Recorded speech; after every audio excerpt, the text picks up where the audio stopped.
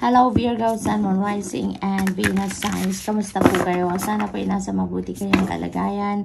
Welcome back po sa Star Tarot. Kung bago kayo dito, welcome din kayo. Thank you sa inyong support. I truly appreciate it. God bless you all. Tingnan natin ang mga messages ninyo for today.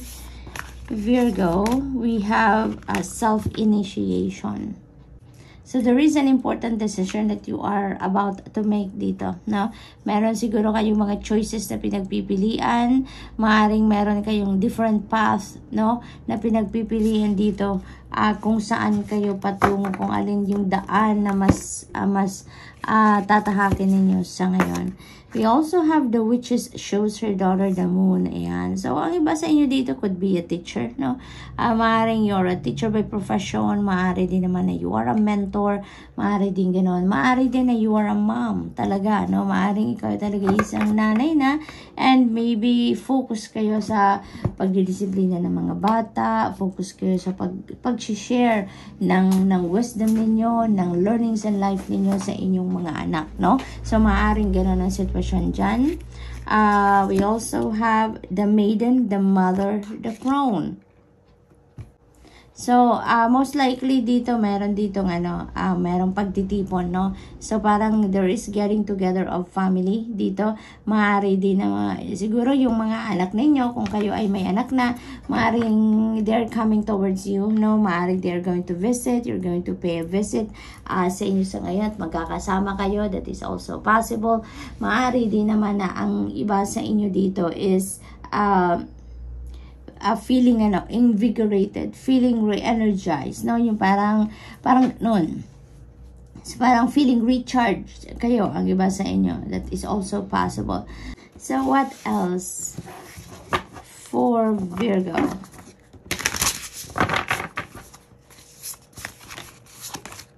Freedom, ayan, so may kalayaan, no? You're going to be free, you're going to liberate yourself dito. Alam mo Virgo, maaaring maaaring kalayaan ito from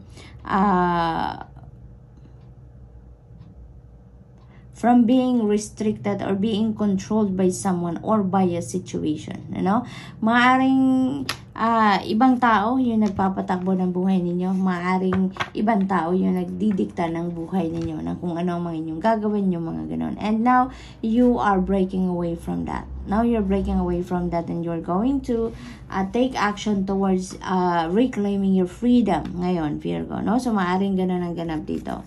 Makakapag-desisyon na kayo para sa sarili ninyo ngayon. Magiging masaya na kayo because you are getting back, no, the power for over yourself.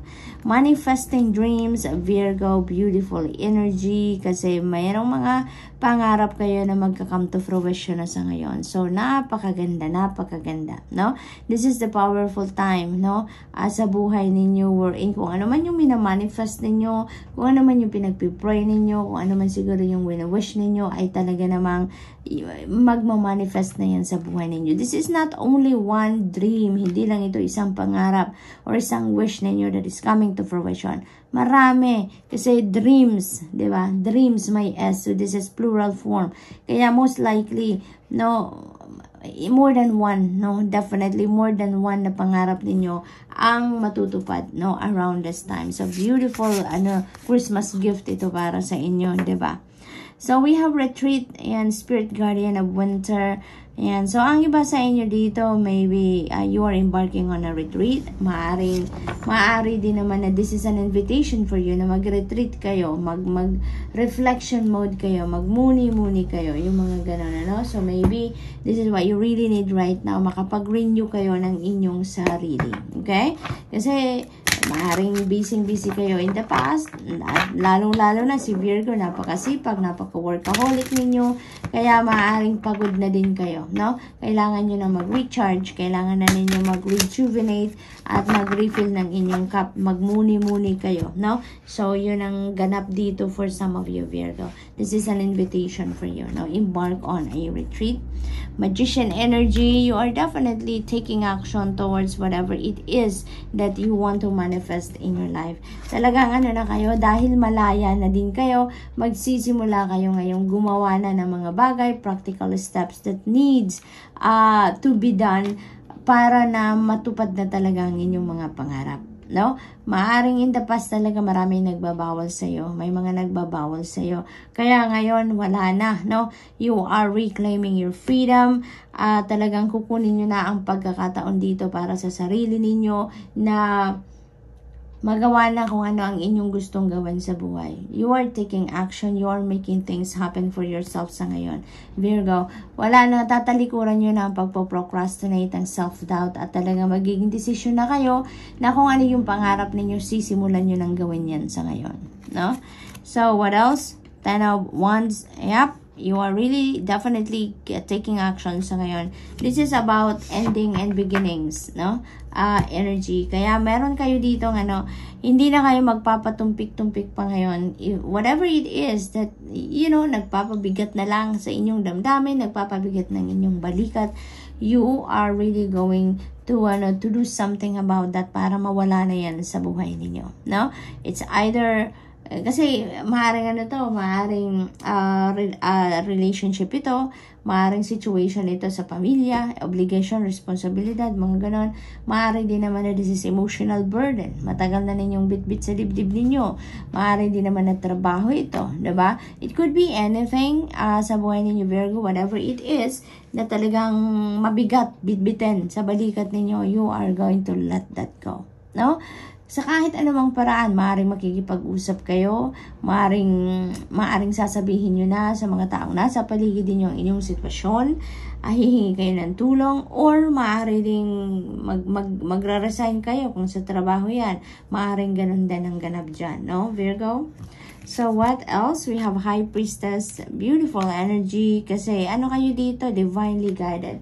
Pinapakita lang dito na divinely guided kayo, protected and guarded kayo. Lagi kayong merong gabay, no, na nare-receive, pinapadala ng divine universe to guide you on how you are going to navigate your life, your current circumstances. So, this is reminding you, no? This is reminding you na kailangan ninyong mag-tune in lagi sa iyong intuition, no?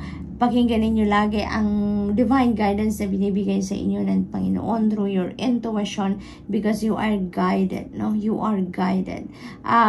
For others of you, maaring merong mga choices din ditong pinagpipilian. Maybe sa mga desisyon na gagawin ninyo sa ngayon, there are choices, no? Siguro na kino-consider kayo. Hindi lang isang direction dito ang pinupuntahan ninyo, but may mga options kayo na kailangan tignan, i-consider kung alin yung mas makakabuti, no?